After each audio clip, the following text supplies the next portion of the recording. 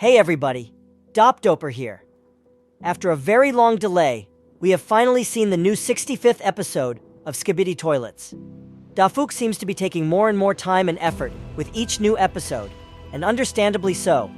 Each time we see that there are more and more large and interesting actions. Honestly, I am amazed by what happened in this episode. It was something incredible. And this time Dafuk did not disappoint us and released an extremely interesting video. Today, I will do a full analysis of the 65th episode of Skibidi Toilets, as well as show you all the hidden details and Easter eggs that you didn't notice. Watch this video to the end so you don't miss anything. So, let's go. Let's start by pointing out that this episode takes place right after the previous one. It's probably all taking place near the same town, and apparently it's an airport of some kind, because we see airplane hangars and runways. We've already seen this map in episode 60. So, in the first shots, we see Skibidi wiping out a small squad of 3 soldiers, leaving only 1 cameraman alive.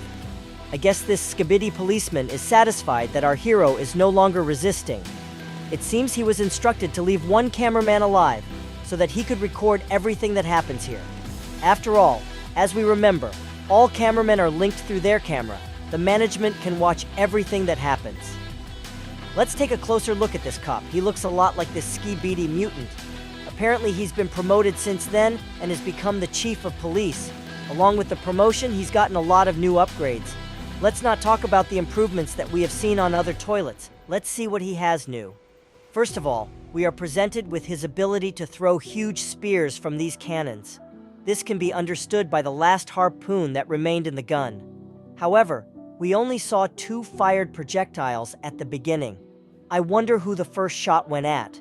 Also behind his head, we see 2 spare spears, apparently for loading the same cannons. However, I do not see how this toilet should load them himself. I assume that for this, he has an assistant who flies in and reloads his weapons if necessary. Next, we see several unusual mutants come to the place. I don't want to dwell on them in detail right now, because one of the next videos will be the top, most unusual Skibidi toilets. Maybe they will be there. This guy certainly is. Subscribe to the channel not to miss new, interesting videos. And then we see how G-Man himself arrives at the party, followed by the Titans who have flown in from the city with the clear intention of destroying him. G-Man thinks that now they all will defeat the Titans because there are only 2 of them, but then, unexpectedly, Skibidi flies away, and the Skibidi scientist says, "Have fun hanging out with your friends and goodbye." Your face when they told you it was going to be fun, but they didn't tell you why. Realizing that no one else in this world will help him and he is on his own, this Skibidi will fight to the end and will not stop at anything. Why do you think he didn't surrender after such a betrayal? Perhaps he thinks it's better to fall in battle than to be captured by the Alliance. Probably a far worse fate awaits him there. What follows is a battle scene that I won't comment on. I just want to point out a few details. First, the moment when Speakerman Titan tried to flush him out. Of course he couldn't do it because the G-Man toilet is immune to it. I told about why he can't be flushed in one of my videos. The strange thing is that Titan was unaware of this and pulled the flush lever furiously. And just like in one of the past episodes, G-Man twisted his head and fired a laser at whatever was trying to flush him. However, in the last episode while trying to flush him, he started to twist hard. However, as I think he did this on purpose to give the ghostly hope to the Alliance that he was defeated. Then there is a scene very similar to what happened in the 47th episode. Speakerman with 2 knives in his hand jumps on the enemy. Only this time, instead of Cinema Man, there is G-Man. And we see something unusual.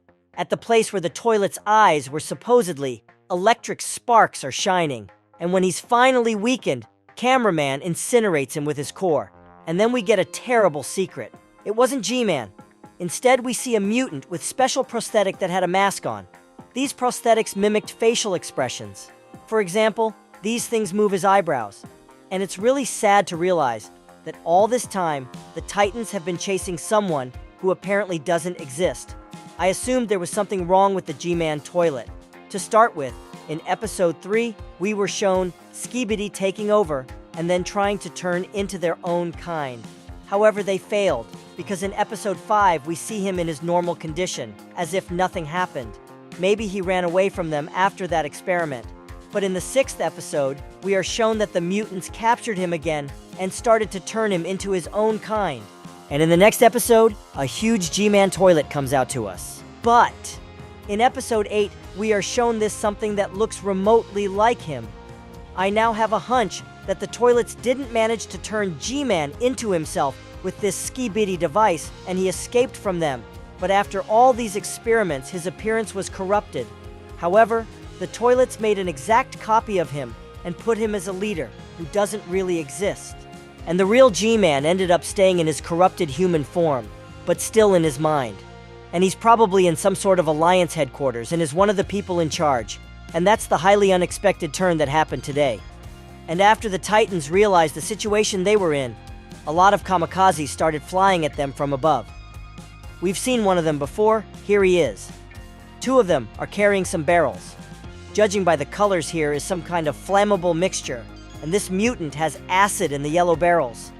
On the way to the ground, one of the barrel carriers explodes, but the explosion occurred on the other side of the Titans, and I didn't see the projectile that hit the toilet. It seems to me that this kamikaze just started to fall apart because of too much strain from the downward flight. At this point, Speakerman Titan manages to fly away to the safest possible distance, but to Cameraman Titan's great regret, he has no luck, and the only thing he can do is to cover himself with his shield and hope for the best. Something terrible happens, and there is an explosion.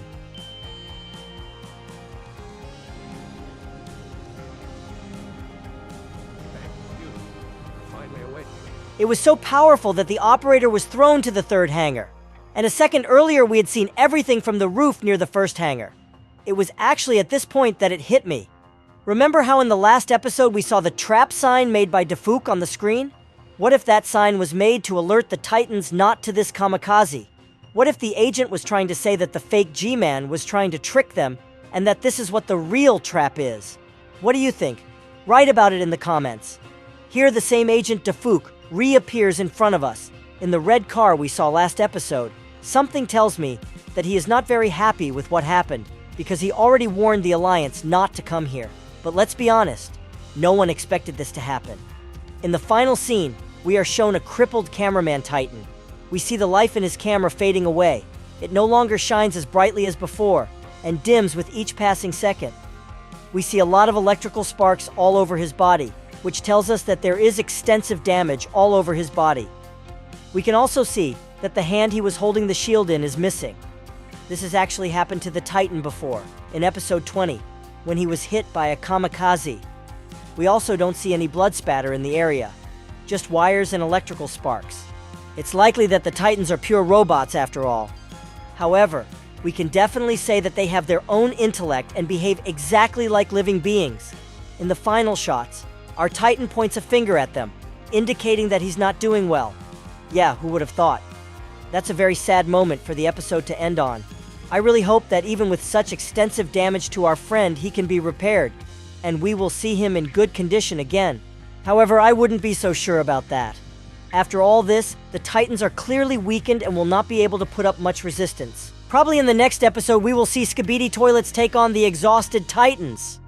That would be a perfectly logical action, and I have no idea what the Titans need to do to get out of a situation like that. Well, this episode was quite interesting with an extremely unexpected twist. Although this was still expected if you pay attention to some details. What do you think of the new episode? Let me know what you think of it in the comments. And that's the end of my video. See you soon.